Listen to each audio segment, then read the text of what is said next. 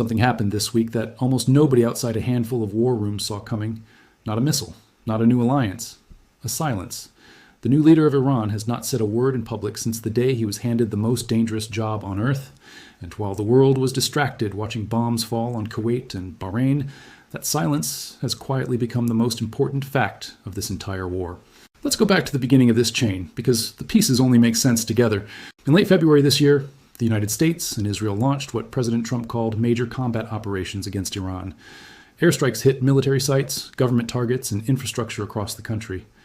In the chaos of that campaign, Iran's supreme leader for 36 years, Ayatollah Ali Khamenei, was killed. For a regime built entirely around the idea of one untouchable religious authority sitting above the state, this was not supposed to be possible, and yet it happened. Power did not go to a council. It did not go to a committee of clerics debating for weeks behind closed doors, the way most analysts expected. It went to his son, Mojtaba Khamenei, a man who had spent decades operating in the shadows of the Revolutionary Guard and the intelligence services, never holding a public office, never giving interviews, never once standing at a podium in front of a camera.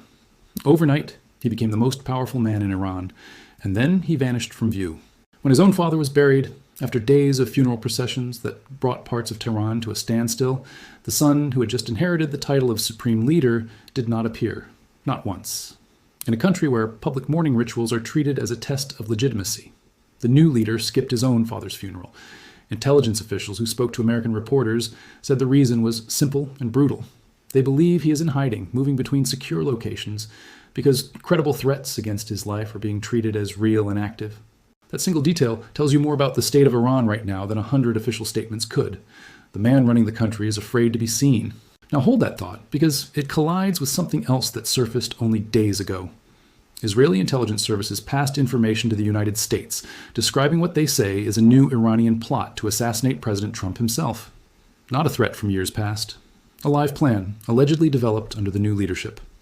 If that intelligence is accurate, it means the same government that cannot guarantee its own leader's safety at his father's funeral is simultaneously trying to reach across the world and kill the President of the United States. Two impossible-sounding facts, sitting side by side, both reportedly true at the same time. This is the atmosphere the ceasefire was supposed to freeze in place. It did not hold. Back in April, Pakistan brokered a truce between Washington and Tehran, and in June, the two sides signed a memorandum of understanding meant to lock in 60 days of calm while negotiators worked out a longer-term deal. For a few weeks, it looked like it might actually stick. Then, on July 8th, Iran launched a wave of attacks on commercial ships moving through the Strait of Hormuz without any of the coordination the ceasefire required. President Trump did not wait long to respond. He said publicly that the ceasefire was over, that further talks would be, in his words, a waste of time, and the United States launched a fresh round of strikes, hitting close to 90 targets across Iran in a single operation. Iran did not back down. It retaliated by striking American-linked sites in Kuwait and Bahrain, triggering emergency alerts across the Gulf. From that point on, the war that everyone thought had been paused simply picked back up where it left off, except angrier, and with fewer restraints on either side. By July 13th, Trump had gone a step further, announcing the reimposition of a naval blockade on Iranian ports. Days later, the U.S. Treasury sanctioned a major Iranian financier, along with a network of exchange houses used to move money around sanctions. The first new economic penalties since the memorandum was signed. Every tool was back on the table at once. Military pressure, financial pressure, and a naval chokehold on the country's ability to trade. Then this week, the fighting entered its 7th straight night. U.S. Central Command confirmed it struck surveillance sites, military logistics hubs, underground weapons storage, and maritime targets inside Iran on the night of July the 17th. Iran's response was not limited to its own borders.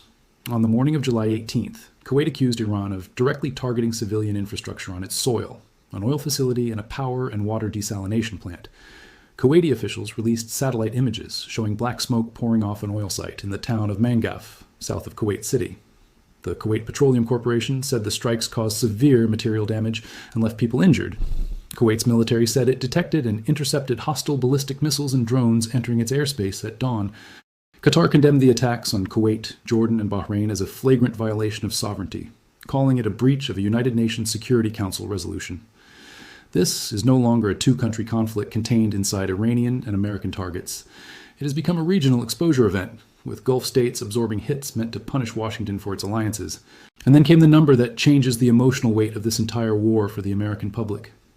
On Saturday, the U.S. military confirmed that 2 American service members were killed in Jordan and a third is missing in action. after Iranian ballistic missile and drone attacks on positions defended by partner forces. These are the first confirmed American combat deaths in this war since March. For months, the fighting had largely been a story of Iranian cities absorbing strikes and Iranian ships getting hit in the strait.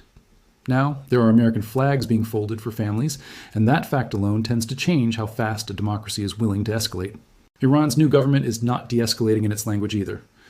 Mojtaba Khamenei, breaking his long public silence only through a written statement, accused the United States of repeated violations of the agreement between the two countries, and said President Trump's signature on that deal was, in his words, worthless and invalid.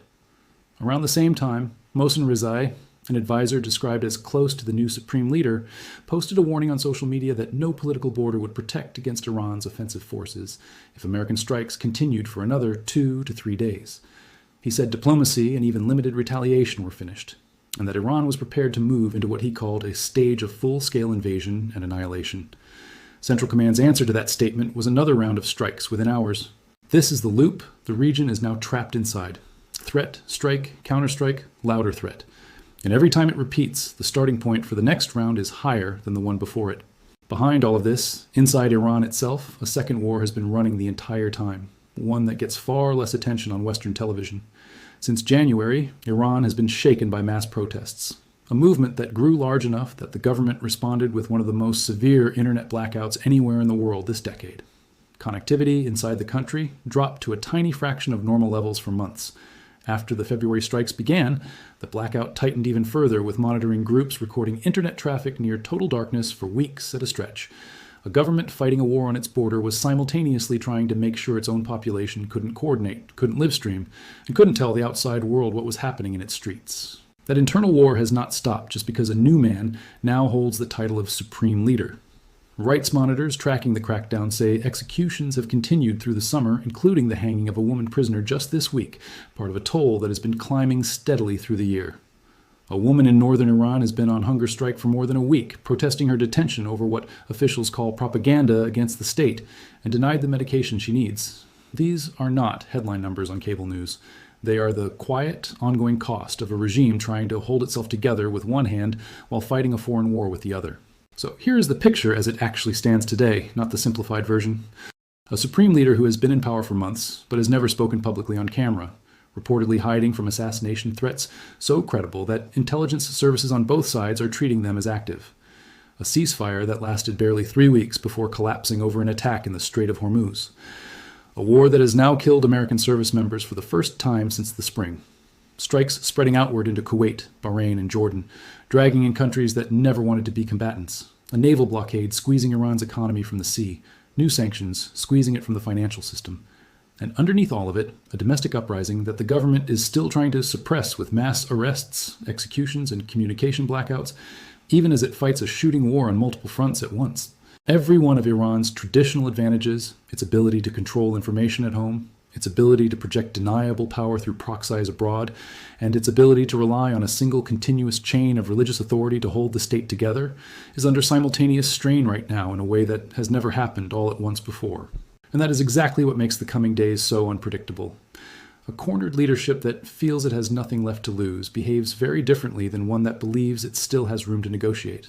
Rezai's warning about full-scale invasion and annihilation might be empty rhetoric meant to rally a frightened population. Or it might be a genuine signal of where Tehran's remaining decision-makers believe this is heading. Nobody outside that inner circle actually knows, because the one man whose judgment matters most has not shown his face in public since the war made him the most powerful person in his country. Pakistan and Qatar are reportedly still working behind the scenes to bring both sides back to a negotiating table. Oman is trying to walk a line between working with Tehran and satisfying Washington's demands over the strait. But diplomacy needs a visible, accountable counterpart on the other side of the table. And right now, Iran's highest authority is a name attached to written statements, not a face attached to decisions made in real time. That is the unexpected turn nobody planned for when this war restarted. Not a new weapon, not a new alliance, a leadership vacuum sitting at the exact center of the most dangerous standoff in the Middle East, at the exact moment when speed and clarity matter most. Whether that vacuum gets filled by a return to the table or by the kind of escalation Rezai was threatening may end up deciding how this entire chapter of the war is remembered. For now, the strikes continue. The blockade holds, the sanctions stack up, and the man with his finger closest to the trigger on the Iranian side has still not been seen or heard from directly, by the people whose lives depend on what he decides next.